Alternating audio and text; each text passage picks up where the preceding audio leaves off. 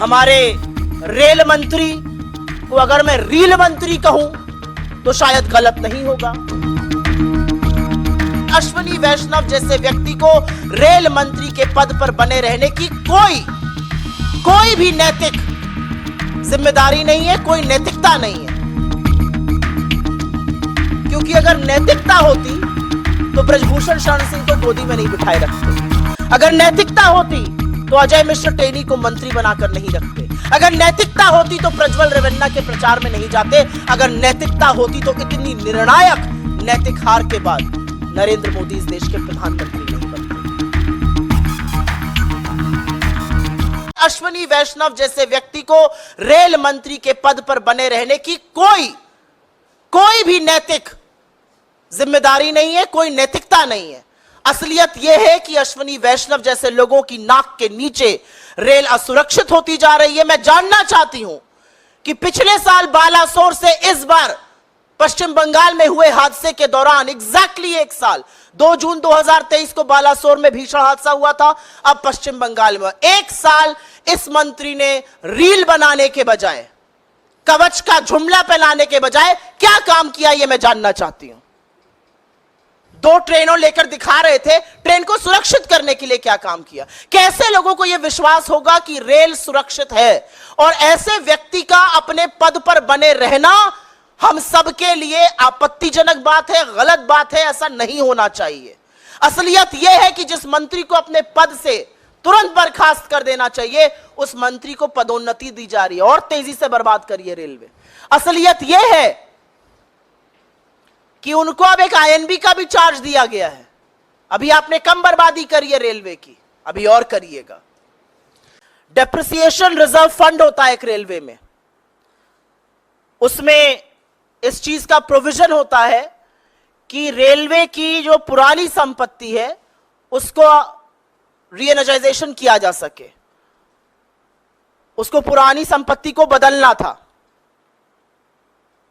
असलियत यह है कि जहां पर 58,000 करोड़ रुपए खर्चा होने थे वहां पर 600 करोड़ रुपए खर्चा हुए हैं।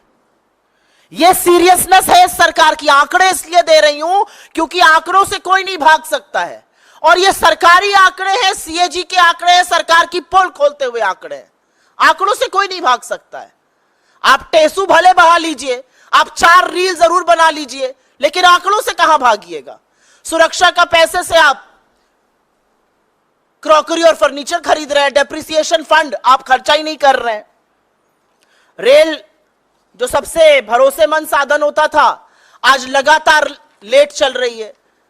मुझे याद है एज अ स्टूडेंट मैं लखनऊ से दिल्ली और दिल्ली से लखनऊ बहुत करती थी, और कभी संशय नहीं रहता था। जब शुरू में नौकरी भी ज्वाइन करी थी तो संडे रात को लखनऊ से बैठो, मंडे सवेरे पहुंचो, तड़ाक से ऑफिस पहुंच जाओ। आज नहीं पता इस बात का। आज नहीं पता है कि ट्रेन 4 घंटे लेट होगी या 5 घंटे लेट होगी या 9 घंटे होगी या 24 घंटे लेट होगी। असलियत यह है कि पैसेंजर ट्रेनों में से 17% ट्रेनें लेट चल रही हैं। एक वर्किंग मिनट्स होते हैं, 1 crore 10 lakh working minute railway ने बर्बाद किए हैं अपने ट्रेनों के लेट चलते हुए। क्यों लेट चल रही हैं ट्रेनें? क्या जो ट्रेन से लोग चलते हैं वो काम धंधा नहीं करते हैं? क्या जो ट्रेन से बच्चे परीक्षा देने जाते हैं, जो लोग एक जगह से दूसरी जगह जाते हैं, क्या वो काम धंधा नहीं करते? क्या उनके वक्त की कोई अहमियत नहीं है? क्योंकि सरकार की उदासीनता सबसे ज्यादा भारतीय रेल झेल रही है। असलियत यह है कि रेल को तबाह करने के लिए इस सरकार ने कोई भी कसर नहीं छोड़ी है। हमारे रेल मंत्री को अगर मैं रील मंत्री कहूं तो शायद गलत नहीं होगा। रील बनाने का बड़ा शौक है, वंदे भारत की रील बनाते हैं, बुलेट ट्रेन की रील बनाते हैं, बनाइए। अरे 5 नहीं 50 बुलेट ट्रेन लाइए, लेकिन जो बेसिक रेल यात्रा लोगों के लिए है उसको तो सुरक्षित करिए, उसको तो सुचारू करिए। क्या मिल रहा है आपको रेल को बेचकर, रेल की जमीन पर हड़प कर, रेल को निजीकरण करके? क्या मिल रहा है आपको? लोगों की जेब पर सिर्फ और सिर्फ डाका डाला जा रहा है। बार बार कहा जाता है नैतिक जिम्मेदारी लीजिए और इस्तीफा दीजिए। वो तो होगा नहीं। हम मांग जरूर करेंगे लेकिन वो होगा नहीं। और इसलिए नहीं होगा क्योंकि अगर नैतिकता होती तो ब्रजभूषण शरण सिंह को गोदी में नहीं बिठाए रखते।